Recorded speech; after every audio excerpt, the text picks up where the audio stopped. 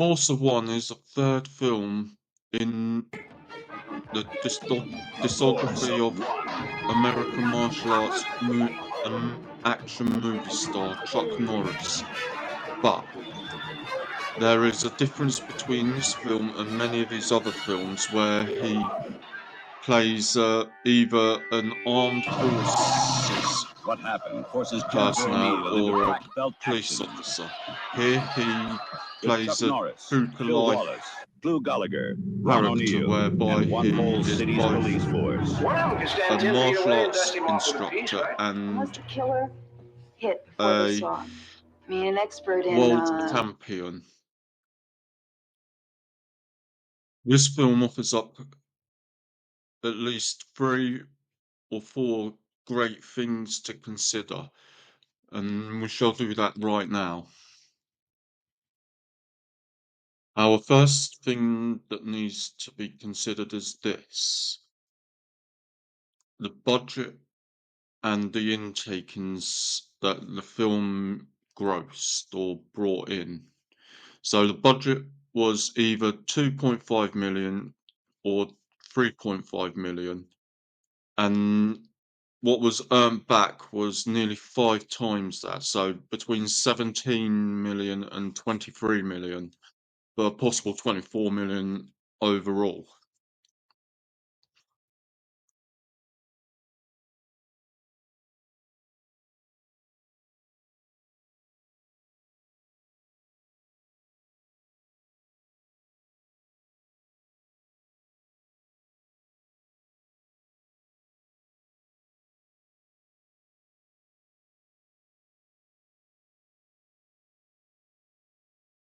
Unfortunately, there isn't very much information as to how that was to be distributed between different countries, but still it is very good, and we'll end with this as being a very small point.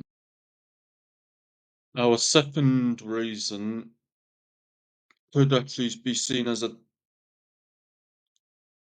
dual reason or a double pointed reason.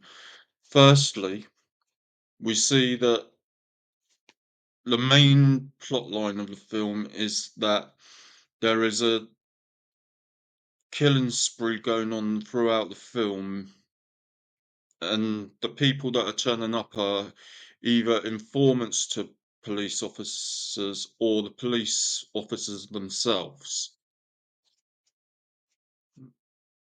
And as a result, they are instructed to go and take up karate lessons by Matt, the character called Matt Logan, who is played by Chuck Norris. This is the main theme of the film, this killing spree. But a secondary theme, and this is important to our main point of this second issue, is that we see a number of kickboxing matches taking place, which kind of emulate the real life patterns of Chuck Norris throughout the 60s and early 70s when he was a world karate champion. But the main fight that should be taken note of here is the one, well, two right towards the end between Chuck Norris's character Matt Logan and Bill Superfoot Wallace, the world kickboxing champion in the 70s, around the time of this film, and his character Jerry Sparks. Both of these fights demonstrate why this film stands out from all the rest of Chuck Norris's fights, because they were clearly put together by both Aaron Norris and Chuck Norris, and Chuck Norris's longtime partner in his academy at that time, uh, Patty Johnson. I will just show a brief sequence of one of his fights, or perhaps both of his fights now.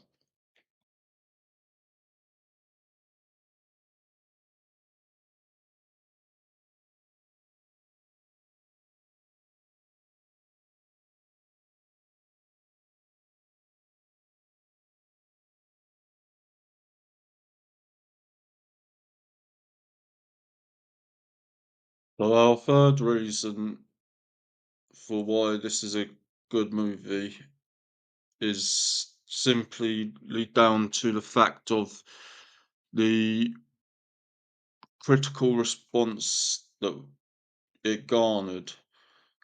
And I will say off the bat, most of the responses that were given to it weren't very positive in their original setting, but I'm going to make them positive here. So the first one comes from Todd McCarthy of Verity. Though plot is far-fetched and production values aren't much superior to TV fare, likable protagonists and strong karate sequences will carry the day with the intended audience. So in this one there is a slightly nuanced take. Firstly, it says that the film, as it's structured, is poor, but for the right audience, there will be plenty of good come from the film. I would say that that is a fair response, but I would go one step further and say that the secondary aspect of this review needs to be brought in line and seen as being that what the film presents with regards to the matches is really, really something to be taken in as being a real positive, but beyond that, spectacular. Another response was by Kevin Thomas of Los Angeles Times, where he said it's a swift, handsomely choreographed filler, made with more craftsmanship than most martial arts movies. That is actually a pretty positive thing to say. And I think nothing really needs to be said about it, except that obviously we're speaking of someone of the time who probably wasn't really big into this sort of genre. Another review comes from Dean Siskel of Chicago Tribune, who gives it 2 stars out of 4 and dismisses it with these words: "Just a poor excuse for a lot of fighting." Well, that's his review, and he's welcome to it, but unfortunately, it doesn't really matter because the film is great. It showcases something true to life that does take place in two avenues that I considered in the last point, that sometimes you do get cop killing sprees, and certainly there are true to life martial art competitions that you see. And this film captures both of those perfectly, and on that it gets a solid thumbs up. Another review comes from Casey Summers of the Washington Post, who said this: "It's pretty good. Not only does it move along at a fast clip than many higher budget films, but it's done without a lot of gore. No small feat in a martial arts movie." So there you have yet again another very positive review. And that doesn't really need to be much added on to that point. I think it is a great review. But overall, I think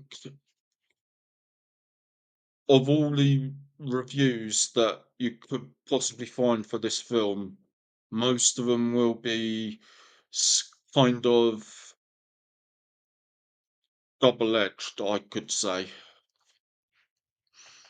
But here's my review of the film. I think this is one of the most important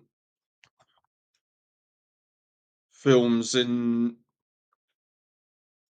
Chuck Norris's career and catalogue of films, if you will, or his discography, for one simple reason. And that is the reason I laid out in the intro when I said this. This film stands apart from almost all his other films because his lead in it is not uh, where he plays either a police officer, as in most of his other films, or someone in the armed services, like in the film that was before this and many other films that he's done in the 80s.